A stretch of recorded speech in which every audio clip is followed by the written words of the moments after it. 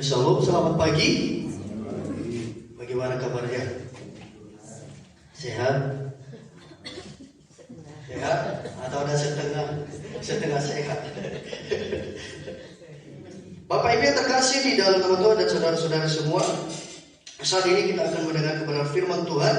Mari kita membuka Alkitab kita di dalam Perjanjian Lama, Mazmur pasal 23 ayat 1 sampai 6. Mungkin firman ini tidak asing lagi ya buat kita, karena sering kita dengar, terlebih sering kita melakukannya.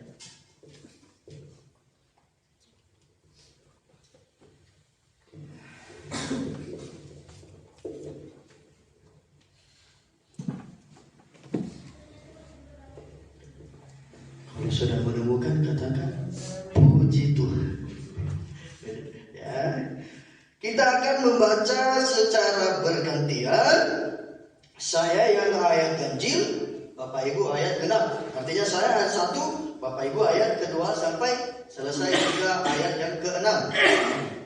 Lembaga Alkitab Indonesia atau disingkat LAI memberikan judul Tuhan Gembalaku yang baik. Ayat 1, Tuhan adalah gembalaku, takkan kekurangan aku. Ia membaringkan aku di padang yang berumput hijau. Ia membimbing aku ke air yang tenang. Ia menyegarkan jiwaku. Ia menuntun aku di jalan yang benar oleh karena namanya. Sekalipun aku berjalan dalam lembah kegelapan, aku tidak takut bahaya, sebab Engkau besertaku. Gadamu dan tongkatmu, itulah yang menghibur aku. Engkau menyediakan hidangan bagiku di hadapan lawanku. Engkau mengurapi kepalaku dengan minyak, pialaku penuh melimpah. Kebenaran dan kemurahan belaka akan mengikuti aku seumur hidupku, dan aku akan diam dalam rumah Tuhan sepanjang masa. Amin. Berbahagialah kita yang telah membaca, merenungkan, serta melakukan kebenaran firman Tuhan di pagi hari ini. Bapak Ibu yang terkasih di dalam nama Tuhan, kalau orang yang basicnya suka membaca puisi atau basicnya suka dengan puisi, kalau dia baca narasi kitab Mazmur ini penuh dengan puisi, penuh dengan penghayatan dan intonasi yang sangat membuat jiwa itu lebih menyerap, menyerap jiwa kita, hati kita, karena alunan-alunan perkataan atau narasi-narasi yang dia baca. Sebenarnya kalau kita baca setiap Mazmur ini dibaca seperti puisi, karena dikatakan juga kitab puisi. Karena kalau kita membaca puisi itu pasti penghayatan, ya, setiap nada-nada yang dibaca naik turunnya, ya. Nah, saat kita akan belajar kebenaran firman Tuhan. Saya akan berikan judul Tuhan adalah gembalaku. Ya. Tuhan adalah gembalaku. Selama Bapak Ibu sudah mengikut dan percaya kepada Yesus Kristus atau percaya kepada Tuhan, apakah Bapak Ibu pernah menyatakan atau mengungkapkan dalam hidup Bapak Ibu atau saudara-saudari yang hadir pada saat ini bahwa Yesus atau Tuhan adalah gembalaku? Ya, biarlah kita juga seperti Raja Daud ini selalu mengungkapkan walaupun tidak didengar oleh orang, biarlah melalui di dalam ungkapan hati saja, Tuhan, Engkau gembalaku. Ya. Sekali lagi tema kita adalah Tuhan adalah gembalaku. Bapak Ibu yang terkasih di dalam nama Tuhan, ini adalah suatu yang bentuk ucapan syukur Raja Daud. Ya, ucapan syukur Raja Daud ketika dia melihat bagaimana karya pertolongan, perlindungan dan keselamatannya di dalam Allah. Nah, sebenarnya di dalam kita masuk pasal 23 ini, kalau di dalam budaya Yahudi atau orang Israel, kalau dalam suatu pesta atau ada orang sakit, Mazmur 23 ini selalu dibaca, ya, karena untuk mengenang, misalkan dalam hari sukacita dan juga penghiburan kepada orang sakit. Ya. Nah, bahkan juga dalam gereja ortodoks, ya, gereja-gereja misalkan Injili, yaitu gereja ortodoks, selalu ayat atau Alkitab ini di dalam Mazmur 3 ini banyak mereka aplikasikan di dalam lagu-lagu mereka. Pada lagu Gembala baik bersulin dan merdu, itu ada lagu gereja-gereja, banyak lagu-lagu yang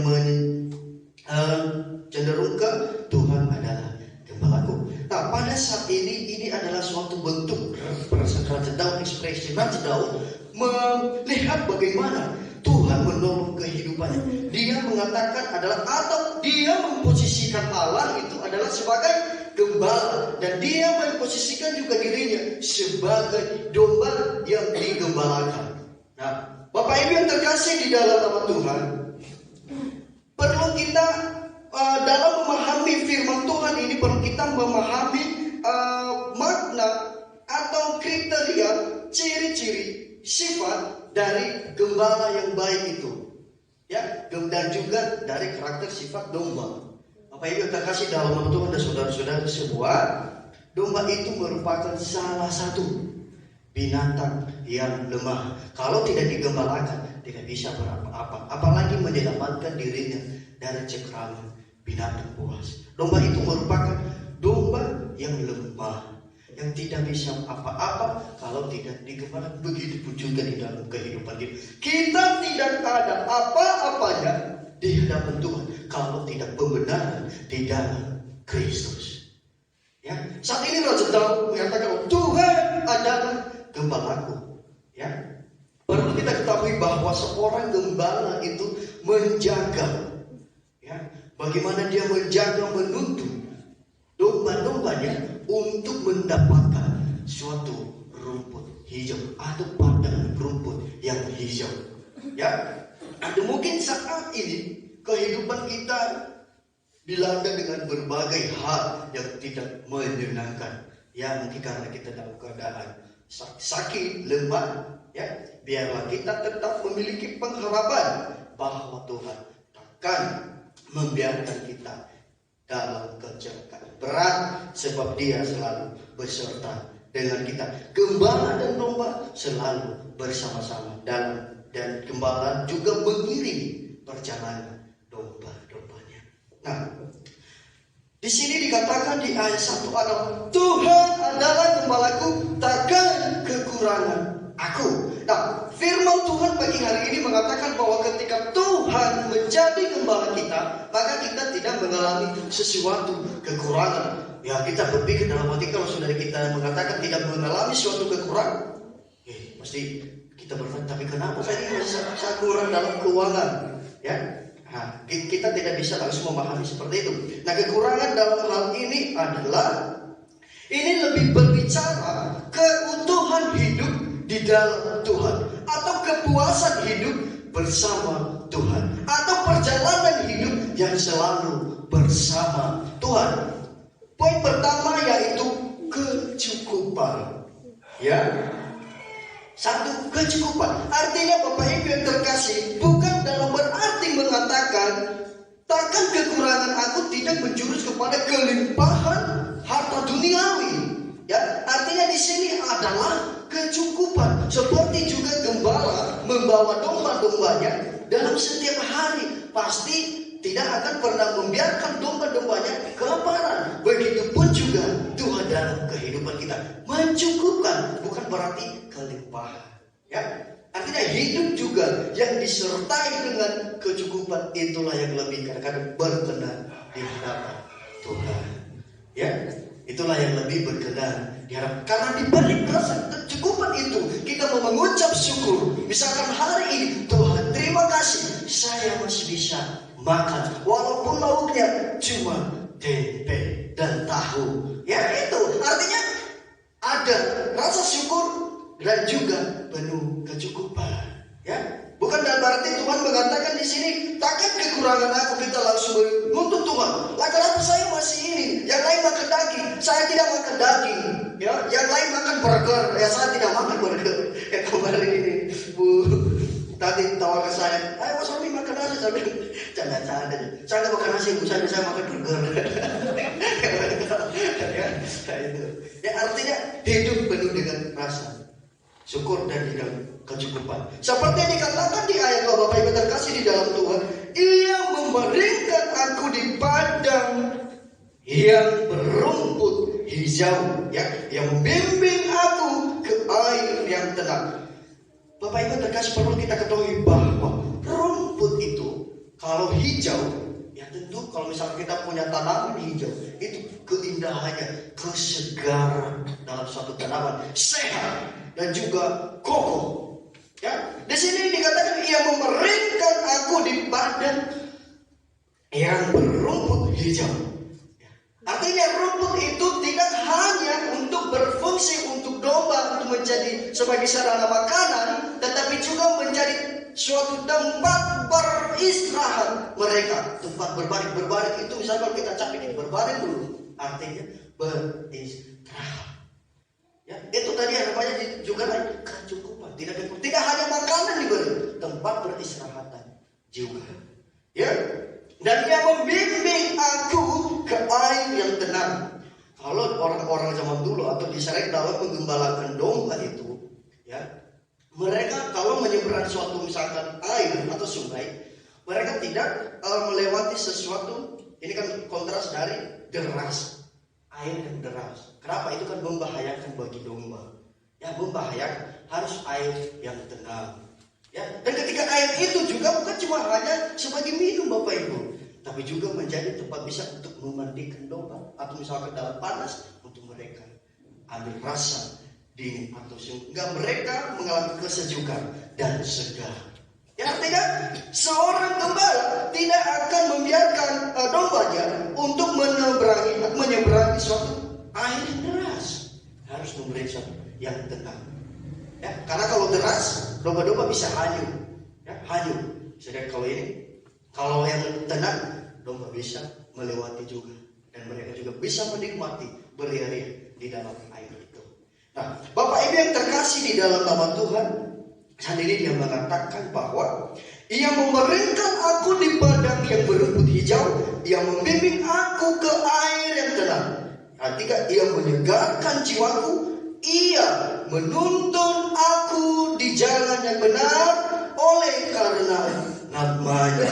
Di sini dikatakan bahwa Ia menyegarkan jiwaku. Nah, kalau kita dalam kehidupan kita, jiwa itu adalah merupakan suatu pusat juga kehidupan. Berbicara spiritual, kerohanian dengan Tuhan, hidup bergaul dengan Tuhan.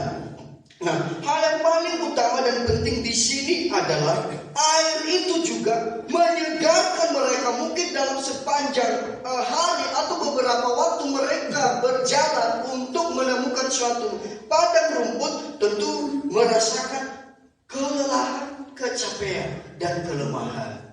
Ya, sehingga ketika gembala yang baik harus tahu tempat yang dapat mengatasi, menjawab apa yang dibutuhkan oleh sang domba. Harus dia membawa di dalam air. Lapar harus dia membawa di padang rumput yang hijau. Ya, apalagi hidup kita dengan Tuhan. Dia menyegarkan jiwa kita. Hidup di dalam ketenangan. Ya, hidup yang bersama dengan Tuhan mendapatkan hidup yang penuh dengan ketenangan, bagaikan hidup yang dibimbing ke dalam air yang tenang, ya, dan hidup yang penuh menikmati dengan kesegaran. Kalau orang di luar sana, banyak orang kaya mungkin memberikan sesuatu dan memberikan barang-barang mahal, tetapi belum tentu mereka punya hati yang segar atau yang tenang. Belum tentu, misalkan mungkin mereka bisa menggaji ya satpam, security, pembantu di mana, tapi belum tentu mereka bisa membeli cinta mereka. Ya, hanya kesegaran jiwa di dalam Tuhan yang Dia memberikan kita cinta seutuhnya. Ya, dilanjut di ayat 3, Ia menuntun aku di jalan yang benar. Ya, di jalan yang benar. Jangan lupa, poin yang kedua tadi adalah kesegaran. Ya, kesegaran. Rumput hijau pasti kalau kita mendapatkan suatu hidup yang dalam kesegaran, hidup kita akan tenang. hidup dalam kedamaian, hidup dalam suasana ketenteraman, sukacita dan ceria. Itulah yang paling. Atau kesegaran jiwa, itulah yang penting di hadapan Tuhan.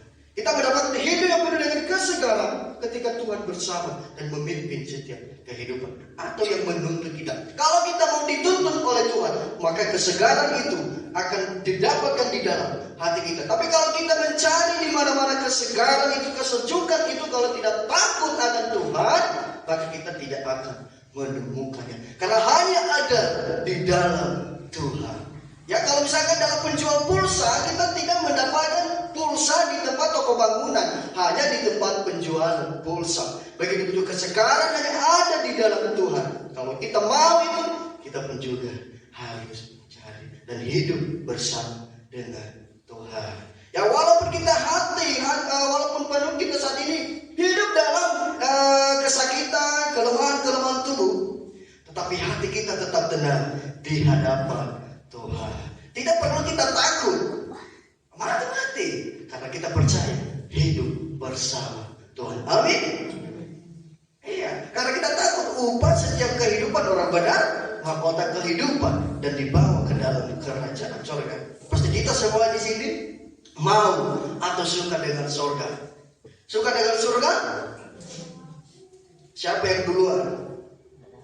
Siapa yang mau keduluan? Ada yang mau duluan? Hah? Ada yang mau duluan ke surga? Ada? Ya, memang kita tahu Bapak Ibu, surga itu memang sangat dinantikan oleh orang percaya. Dan yang perlu kita tahu bahwa tempat yang penuh kebahagiaan.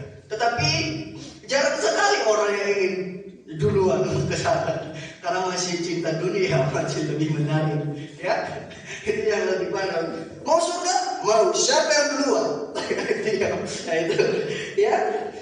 Sekarang saya katakan bahwa ketenangan, kesegaran jiwa hanya ada di dalam Kristus. Yang berikut adalah pimpinan. Di ayat 3b dia mengatakan, ia menuntun aku di jalan yang benar oleh karena namanya. Sebagai seorang gembala atau dalam dunia penggembalaan domba-domba, perlu dia harus mengetahui liku-liku tempat atau daerah padang gurun. Ya, karena biar ketika dia menggembalakan suatu domba, dia langsung dituntun dengan suatu tempat atau dengan tujuan yang sasaran. Ya, itu dibalik lawan kata berliku-liku. Kalau dia tidak mengetahui tempat-tempat di mana terdapat rumput untuk diberi makan kepada domba, maka domba itu ada di dalam ancaman. Ya, inilah yang dirasakan oleh gembala juga. Siapa yang seperti Raja Daud, dari mana pangkat mudanya, dia adalah penggembala domba. Ya. Dia tidak mau membawa di dalam jalan yang berliku-liku, karena ancaman bisa mereka lapar, mati, haus pasti mati. Nah, tetapi dia harus menguasai tempat itu untuk menuju suatu tempat yang sasaran. Begitupun juga di dalam kehidupan kita di dalam Tuhan. Itu yang dikatakan di sini adalah di jalan yang benar. Kalau kita melihat dalam dunia penggembalaan, begitu juga di dalam kerohanian, Tuhan menuntun kita untuk kita dibawa di dalam jalan kebenaran itu. Yesus datang ke dunia supaya kita percaya kepadanya, karena hanya Dia adalah jalan kebenaran untuk datang kepada Bapa di surga. Ya, dengan melalui Yesus kita dituntun untuk ke surga. Ya, begitupun juga saat ini. Ya, dengan setiap orang yang tidak mau mengikuti jalan benar itu, pasti hidup dalam ancaman, hidup dalam bahaya. Ya, dia mengatakan oleh karena namanya, ya, oleh karena kita diselamatkan bukan karena pribadi atau diri kita sendiri, melainkan karena Allah itu sendiri. Bapak Ibu, dalam budaya orang Yahudi atau bangsa Israel, nama itu sangat penting. Ya, makanya kalau kita baca Alkitab, nama-nama tokoh Alkitab itu pasti setiap nama ada arti. Ya, kenapa? Karena nama itu perwakilan kepada sifat dan karakter orang itu sendiri. Ya, itu misalkan Immanuel artinya apa? Nah, misalkan Yakub artinya apa? Karena di dalam setiap nama itu merujuk kepada karakter dan sifat. Artinya juga di sini Tuhan menuntun kita ke jalan yang benar oleh karena namanya, oleh karena sifatnya, dia akan setia, oleh karena pribadinya yang begitu mengasihi kita. Ya, beda kalau nama-nama orang sekarang. Kalau nama-nama orang sekarang yang penting keren, bisa dipanggil, bagus ya. Kalau mereka dulu ada arti, ya. Kalau nama-nama sekarang ya, yang penting sebatas nama saja, cara yang punya arti. Nah, kalau zaman dulu mereka kalau memberikan nama itu pasti punya arti. Ya. Bapak Ibu yang terkasih di dalam Tuhan, yang mengatakan bahwa Tuhan memimpin kita, Allah menuntun kita ke jalan benar. Ya, sekali lagi bukan karena terletak pada diri kita sendiri, tetapi oleh karena dirinya, ya, oleh karena sifat karakter Allah dan hidup dalam setia, ya, yang penuh dan kasih. Ya, biarlah juga kita, di sinilah Raja Daud menikmati hidupnya yang dituntun dan dipimpin oleh Tuhan sendiri. Ya, jangan lupa poin ketiga yaitu pimpinan. Hanyalah pimpinan Tuhan yang membawa kita kembali, kalau kita naik ke atas di ayat 3a, yang menyegarkan jiwa kita. Ya, yang menyegarkan jiwa kita. Walaupun seperti dikatakan di dalam ayat 4, sekalipun aku berjalan dalam lembah kekelaman, aku tidak takut bahaya. Ya, Bapak Ibu yang terkasih di dalam nama Tuhan dan saudara-saudari, seorang gembala pasti untuk menuntun domba-dombanya ke tempat suatu yang sasaran, tempat hijau, yang tak jarang mereka melewati salah satu mungkin bukit-bukit, lembah, mungkin di celah-celah gunung-gunung, ya, yang bisa saja mengancam kehidupan atau keamanan domba. Ya, tetapi mereka menuntut ke depan, mereka melihat, mengecek dulu agar tidak terjadi apa-apa kepada dombanya, atau ada binatang buas atau tidak. Ya, di sini dikatakan bahwa sekalipun aku berjalan dalam lembah kekelaman, aku tidak takut bahaya. Keamanan domba ada di tangan gembala itu. Keamanan kita, keselamatan kita ada di tangan Tuhan. Ya, mungkin saat ini kita sedang berjalan dalam situasi kondisi, ya, seperti yang sudah terjadi, saya katakan tadi bahwa dalam sakit. Biarlah juga kita tidak takut. Biarlah kita tetap ada pengharapan di dalam Tuhan. Kalau kita menyatakan bahwa Tuhan adalah gembalaku, maka Tuhan pun juga takkan pernah meninggalkan Bapak Ibu dalam kondisi sehat, dalam kondisi sakit. Ya, seperti dikatakan, mungkin kita mengalami berbagai masalah. Raja Daud mengatakan, aku tidak takut bahaya. Dan ini pun juga menyatakan bahwa kehidupan orang yang hidup beriman atau dekat dengan Tuhan bukan dalam berarti tidak dilanda oleh masalah. Ya, di sini dikatakan bahwa hidup dengan Tuhan, dia mengatakan sekalipun berjalan dalam lembah kegelapan, sedangkan dalam terjemahan lain sebenarnya bayang-bayang maut, atau itu sudah bayangan kematian. Ya, sekalipun artinya bahwa hidup ini pasti selalu berjalan dalam lembah kegelapan, mungkin ancaman, bahaya, masalah-masalah yang terjadi, ya, kekurangan ekonomi, tapi dia biar mengatakan, aku tidak takut. Ya, aku tidak takut sebab dia yakin Tuhan bersama dia. Biarlah juga kita memiliki keyakinan itu. Segala apapun yang terjadi dalam kehidupan kita, biarlah juga kita mengatakan, Tuhan, aku tidak takut sebab aku yakin Engkau bersama aku. Ya, seperti yang dikatakan di dalam doa Bapa kami yang diajarkan oleh Tuhan Yesus, yang mengatakan bahwa janganlah membawa kami ke dalam kejahatan, tetapi lepaskanlah kami daripada yang jahat. Artinya kita hidup ini, di dalam kehidupan di dunia ini selalu ada yang jahat, ya. Tetapi anak Tuhan pasti akan lolos. Anak Tuhan pasti akan bebas. Itu artinya bebaskanlah kami dari kehidupan ini berbagai hal yang menantang kehidupan kita. Tetapi setiap orang yang hidup di dekat dengan Tuhan akan bebas, akan diselamatkan, atau akan lolos. Ya, itu banyak. Bukan dalam arti hidup dekat dengan Tuhan, hidup dalam tenang-tenang, hidup dalam suka-suka cita terus. Ya. Kenapa kita bertanya, kenapa yang hidup dekat dengan Tuhan itu selalu pasti disertai dengan berbagai ancaman, hal-hal rintangan. Bahkan hidup orang yang dekat dengan Tuhan itu tak nyaman, Bapak Ibu. Kenapa? Dia kejar terus. Siapa yang mengejar kita? Iblis. Dia tidak suka dekat dengan Tuhan. Masalah, makanya berbagai masalah. Nah, kenapa kita pun juga harus menghadapi berbagai gelombang hidup, lembah-lembah hidup? Ya, biarlah pun kita tahu kalau kita melewati itu, oh saya setia, oh saya kuat. Sama dengan anak, pasti kita pernah sekolah. Ya, bagaimana kita tahu kita lulus kalau tidak ujian? Bagaimana kita bisa tahu bahwa saya lebih pintar dari teman-teman kalau tidak ada ujian? Ya, begitupun juga di hadapan Tuhan. Kalau kita mau lulus untuk mau ke surga, harus juga hidup dalam kebenaran firman Tuhan.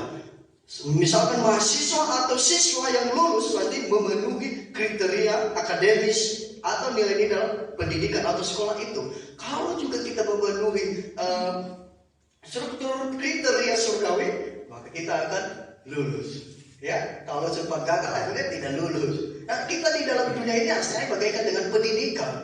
Ya, yang lulus di hadapan Tuhan mendapatkan mahkota kehidupan. Yang tidak lulus, ya ada mahkota juga kehidupan tapi beda-beda. Ya, yang satu kebahagiaan, yang satu kesakitan. Ada di situ Bapak Ibu bahkan dilanjut bahwa kalau kita dipimpin oleh Tuhan, sekalipun berjalan dalam lembah kegelapan, aku tidak takut bahaya, sebab Engkau besertaku, gadamu dan tongkatmu, itulah yang menghibur aku. Ya, gadamu dan tongkatmu, itulah yang menghibur aku. Seorang gembala pasti selalu membawa gada ataupun tongkat dalam membimbing domba-dombanya kepada rumput. Gada itu bertujuan untuk membunuh atau melawan binatang buas yang ingin menerkam domba-dombanya. Sedangkan tongkat itu, makanya dalam gembala itu kalau kita juga lihat di gambar, di TV, tongkatnya mereka itu kayak apa namanya? Kayak ganggalnya payung melengkung. Itu ada fungsinya Bapak Ibu. Ketika dombanya melenceng dari jalan kebenaran atau jalan, bisa ditarik, nah gitu ya, ditarik. Nah itu. Nah kalau juga ngeyel, dombanya itu bisa. Nah itu dipukul, ya dipukul. Tapi itu juga di hadapan Tuhan. Kita kalau nakal, kalau sudah tarik baik-baik kuatnya, tapi masih ngeyel, tuh, nah itu ya sakit kalau Tuhan yang disiplinkan kita.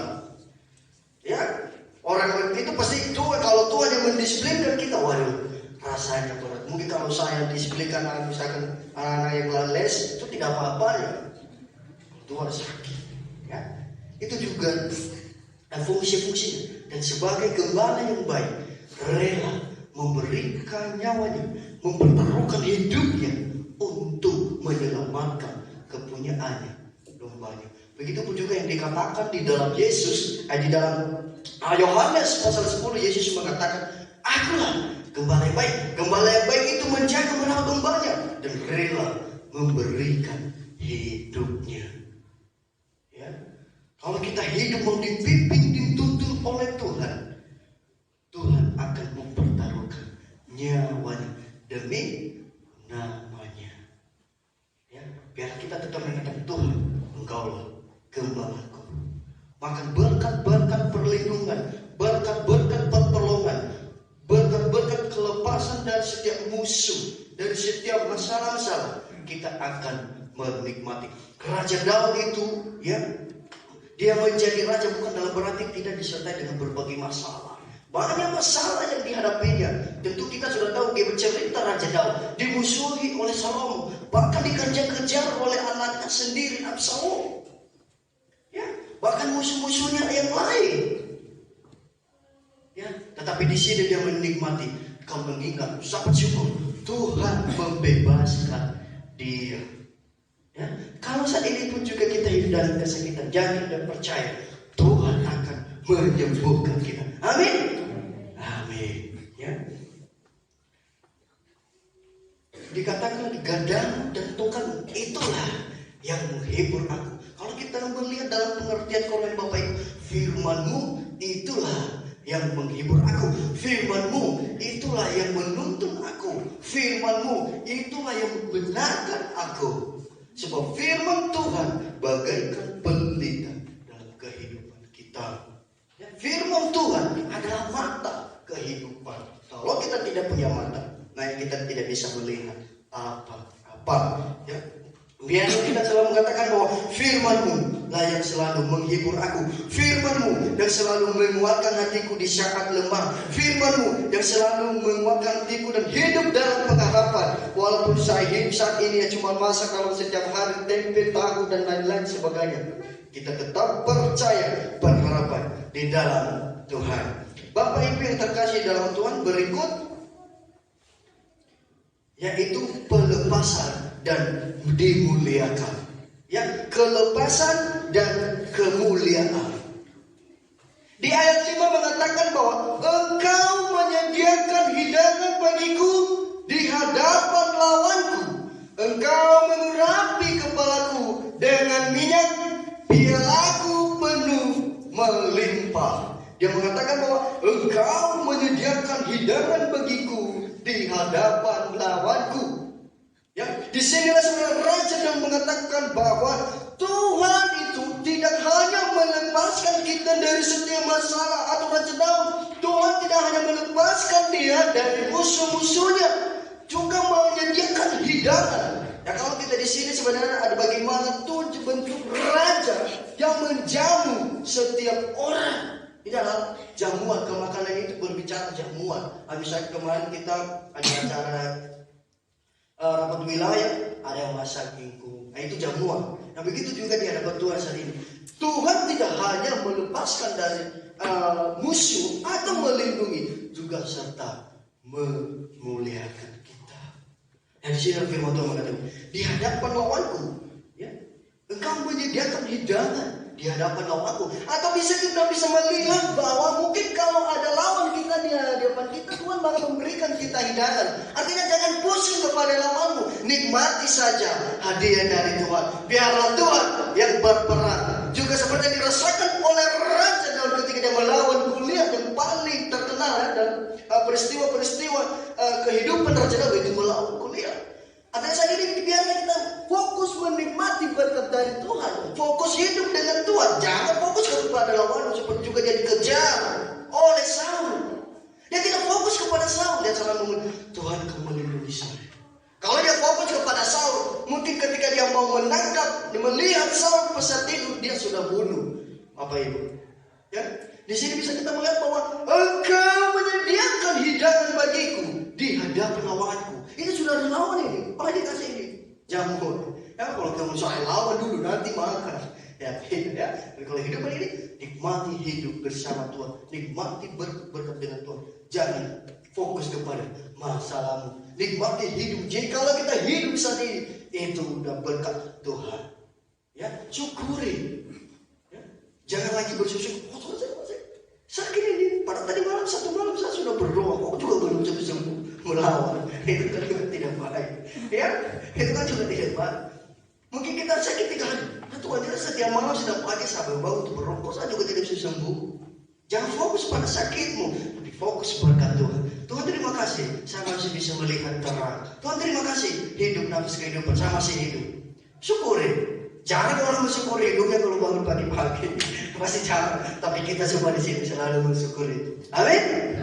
Saya hari percaya pasti pagi-pagi Tuhan terima kasih. Saya masih bisa melihat terang. Saya masih bisa ruci. Ya itu kehidupan. Nah kalau kita fokus pada berkat Tuhan, fokus pada masalah-masalah. Artinya biar Tuhan yang berperang. Tuhan ada di pihak kita. Ya? Tuhan ada di pihak. Kalau biar tidak kita berserah kepada Tuhan saja.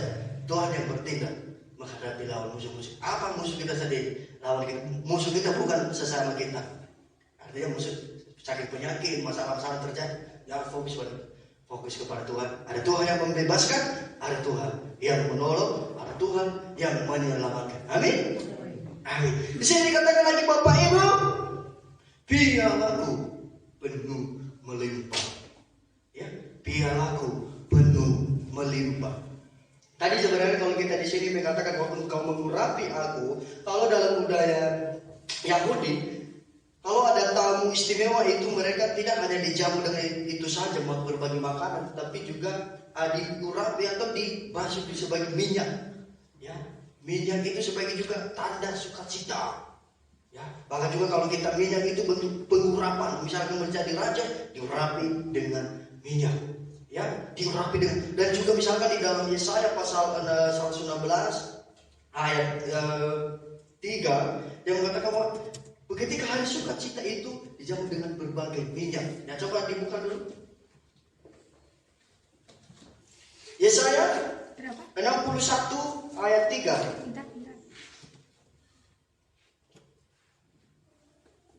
Ya, untuk mengaruniakan kepada mereka perhiasan kepala ganti abu, minyak untuk pesta, ganti kain kabung, nyanyian puji-pujian, ganti semangat yang pudar, supaya orang menyebutkan mereka pohon terpenting kebenaran tanaman Tuhan untuk memperlihatkan keagungannya. Artinya adalah hari para sukacita, hari pesta itu minyak itu selalu diurapi setiap orang. Itu karena ada tanda sukacita. Kalau dalam budaya Jawa, masih Bapak Ibu dalam suatu memasak, kalau ini mengingatkan hari orang mati, pasti masaknya itu pasti ada tanda-tanda. Mie itu dimasak karena misalkan ini ucap, tapi kalau tidak mie, misalkan hajatan yang punya pernikahan, pasti tidak sama ya masakannya. Karena itu untuk menandakan, oh ini ada hajatan, ini hajatan untuk misalnya pernikahan atau sunatan. Pasti Bapak Ibu suka masak kan?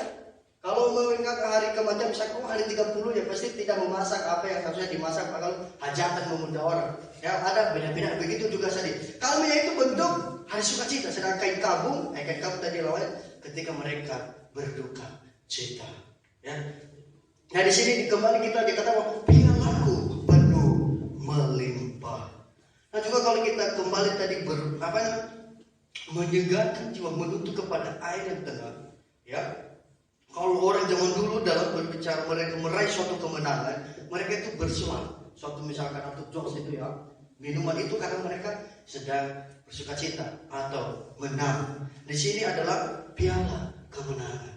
Piala itu berbicara kemenangan. Ya, hidup yang dipimpin, digembalakan oleh Tuhan, hidup Daud, kemenangan melimpah di dalam kehidupannya. Menang dari Saul, menang dari Goliat, menang dari yang lain-lainnya. Ya, biarlah juga kemenangan itu kita nikmati dalam kehidupan kita sehari-hari. Jangan saya katakan bahwa kalau Tuhan menggembalakan kita, membebaskan dari cengkraman musuh, membebaskan kita dan mengaruniakan kita kemuliaan dan memberikan kita kemenangan. Kalau saat ini juga kita sakit, sekali saya ulang, kalau hidup dipimpin oleh Tuhan, jangan percaya kesembuhan ilahi ada di dalam diri kita. Amin. Amin. Kemenangan hidup. Biarlah hidup dekat dengan Tuhan kita mampu melawan hal-hal duniawi yang bertolak dari kehendak Tuhan. Ya, ketika kita melakukan kehendak Tuhan daripada kehendak duniawi, maka kemenangan terjadi. Ya, Bapak Ibu yang terkasih di dalam Tuhan, kembali di ayat 6 mengatakan kebajikan dan kemurahan belaka akan mengikut aku seumur hidupku.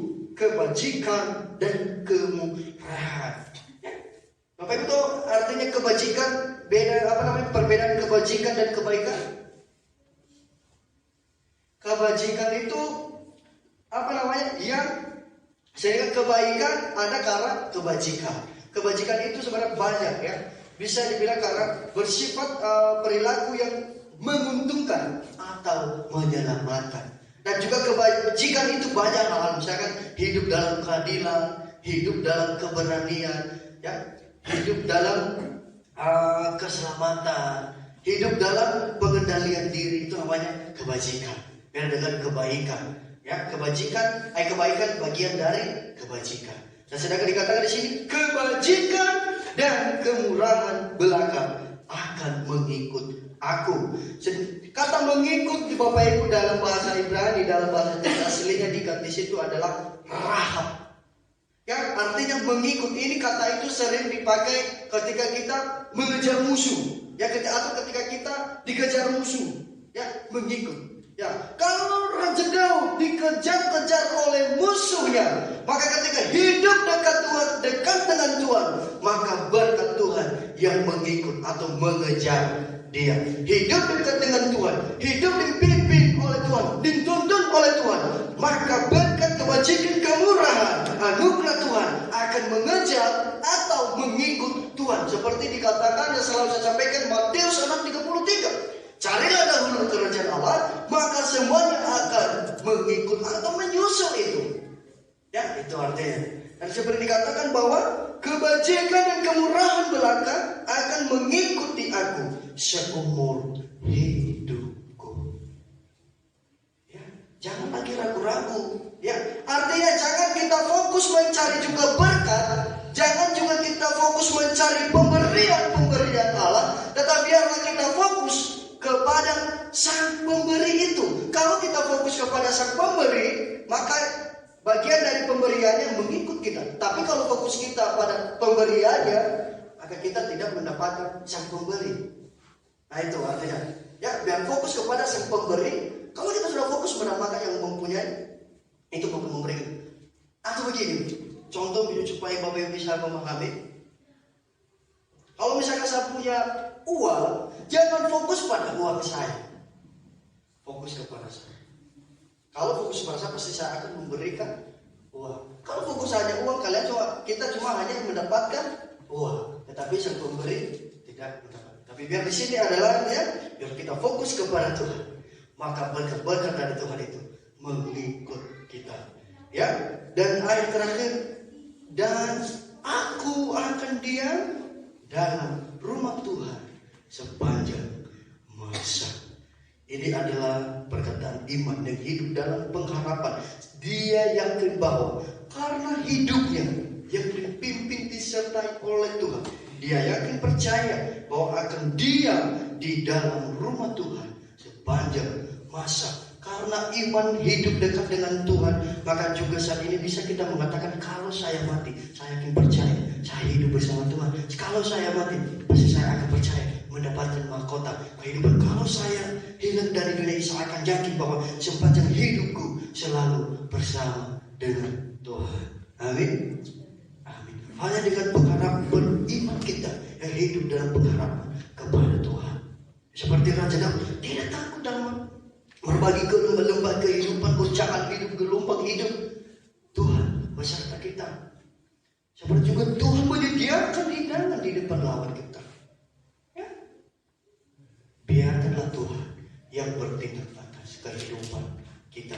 Biarlah kita memposisikan Tuhan itu sebagai gembala, dan biarlah kita memposisikan diri sebagai domba.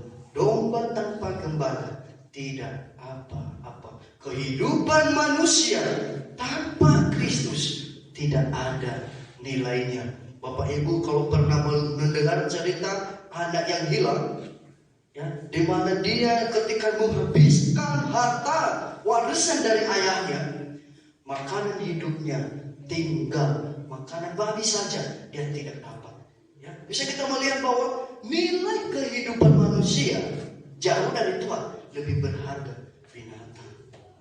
Ya, lebih berharga binatang itu artinya. Ya, makanan binatang bagi dia tidak dapat, dia tidak diberi. Orang itu lebih sayang kepada binatangnya daripada dia. Itu artinya kehidupan manusia tanpa Kristus tidak ada, tidak ada harga. Sama seperti domba tanpa gembala, tercerai beraikan.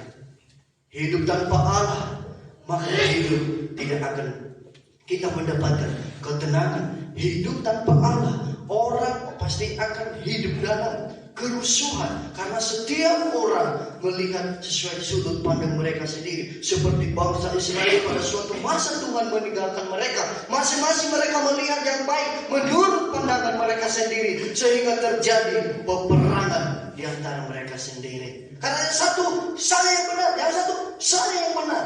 Tidak ada. Tapi kalau ada Tuhan dan kebenaran itu dalam kehidupan kita, maka kebenaran ditegakkan di dalam setiap kehidupan kita. Sekali saya katakan bahwa hidup tanpa Kristus, hidup tanpa Allah, maka hidup ini tidak ada nilainya dan tidak berharga.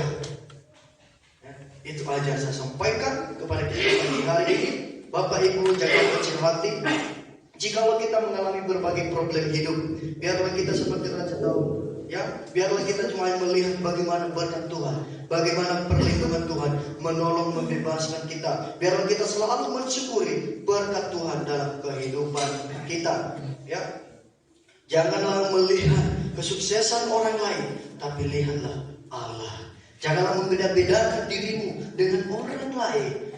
Hiduplah apa yang Tuhan berikan kepada kita. Karena kalau kita selalu membedakan hidup kita dengan orang lain, maka di situ kita merasa kecil hati, atau misalnya bisa kita minder, saya ini, mereka punya insan. Tidak. Tapi syukurilah apa yang kita. Jadi kalau kita sakit-sakit, Tuhan terima kasih karena di dalam kelemahanku sehingga saya bisa berseru, Tuhan sembuhkanlah aku. Tuhan terima kasih jika saya masih lemah karena di dalam kelemahanku Tuhan saya berteriak meminta tolong kepadamu. Masih belum tentu kalau saya sehat, Tuhan kita meminta tolong kepada Tuhan. Makanya dia selalu bersyukurlah apa yang terjadi atas kehidupan. Tuhan bersyukur jika saya miskin. Tuhan bersyukur jika saya masih hidup pas-pasan. Saya bisa memohon pertolongan dan saya menikmati pertolongan darimu. Tuhan terima kasih kalau hidup saya ini dihina oleh orang lain, sebab di dalam naunganmu saya berlindung. Perlindungan. Tuhan terima kasih engkau melepaskan dan membebaskan. Artinya bersyukurlah selagi hidup. Tuhan Yesus memberkati.